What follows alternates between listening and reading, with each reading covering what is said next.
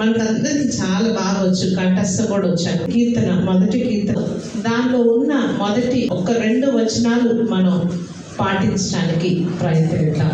నూతన సంవత్సరంలో ఏముందండి? మొదటి వచనంలో, దుష్టుల ఆలోచన చొప్పున నడవక, పాపుల మార్గమున నిలవక, అపహాసకులు కూర్చుండ చోటను కూర్చుండక, యెహోవా ధర్మశాస్త్రమునందు ఆనందించుచు దివారాత్రము దానిని ధ్యానించువాడు ధన్యుడు. ఎప్పుడు చదవమని ఉందండి అక్కడ? దివారాత్రము అంటే దానికి ఏంటి అర్థం? రాత్రి పగళ్ళు అంటే ఇంకా వేరే పని ఏం లేదా, మనకి వండుకోవద్దా, తినొద్దా, ఉద్యోగం చేయొద్దా అని అనుకోవడం కాదు. మనకు సమయం దొరికినప్పుడల్లా, సో మన అవసరతలు, మన కార్యాలు మన అవి ఉంటాయి. అవి దేవునికి తెలుసు. మన హృదయ రహస్యాలు ఎరిగిన దేవుడు ఆయన కదా.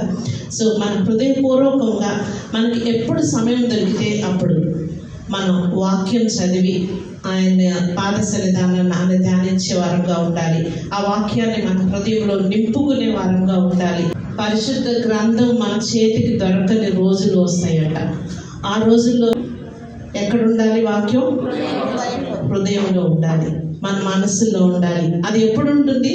దాన్ని దివారాత్రములు ధ్యానించినప్పుడు మాత్రమే ఆ వాక్యం మన హృదయాల్లో ఉంటుంది, మనలో ఉంటుంది కదా. సో ఆ సమయాల కోసం మనం సిద్ధపాటు కలిగి ఉండాలి. మనల్ని మనం సిద్ధపరచుకోవాలి. మనకు తెలుసు ఆయన రాకడ ఏ సమయమైనా వస్తుందని మనం వింటున్నాం. ఆయన ఎత్తబడే దినం ఏ సమయమైనా దానికంటే ముందు, రాకడ కంటే ముందు ఎత్తబడే దినం వస్తుందని మనకు తెలుసు. మా అందరికీ, మన విశ్వాసులమైతే, దేవుణ్ణి పూర్తి హృదయంతో హృదయపూర్వకంగా విశ్వసించే వాళ్ళమైతే ఆయన ఎత్తబడే దినం వస్తుందనే విషయం మనకు తెలుసు.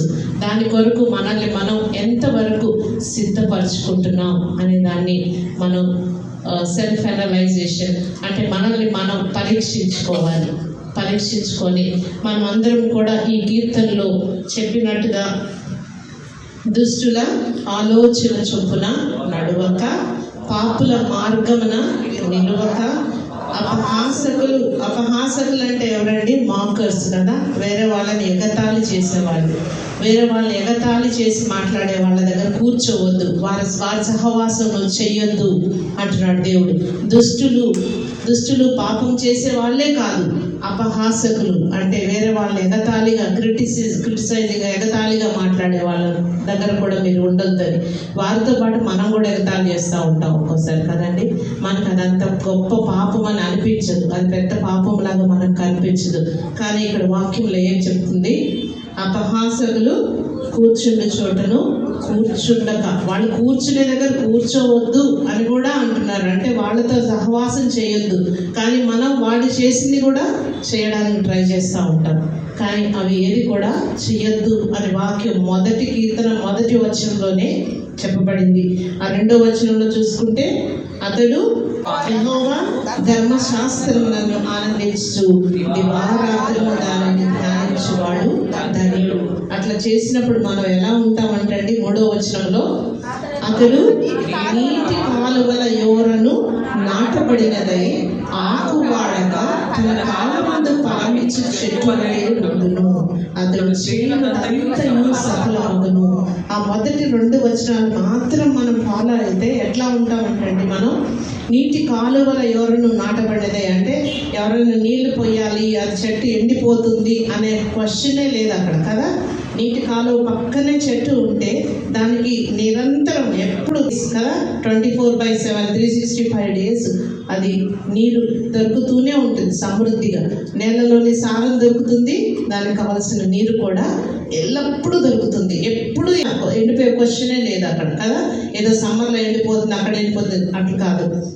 నీరు అనేది ఎప్పుడూ ప్రవహించే దగ్గర పక్కన ఒక చెట్టు ఉంటే అది ఆకు వాడకుండా full year throughout the year ఎట్లయితే పచ్చగా ఉంటుందో ఆ రీతిగా మనం ఉంటామని మనకి ఇక్కడ వాక్యం సెలవిస్తుంది.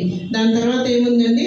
నీటి కాలువలు అన్నట్టు ఆ ఫలమిచ్చు చెట్టు వలె ఉండును, అతడు చేయనదంతయు సఫలమగును. అంటే దేవుని చిత్త ప్రకారం మనం ఉన్నప్పుడు ఈ యొక్క చెట్టు వలె ఉంటాం. మనం చేసిందంతా కూడా సక్సెస్ అవుతుంది, సఫలం అవుతుంది, ప్రతి ఒక్కటి కూడా జరుగుతుంది అని మనకి వాక్యం చాలా క్లియర్గా చెప్తుంది.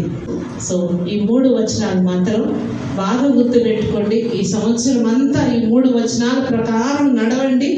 అది దేవుని చిత్త ప్రకారం మనం నడిచిన వాళ్ళం అవుతాం. మనం చేసేదంతా కూడా సఫలం అవుతుంది. Thank you.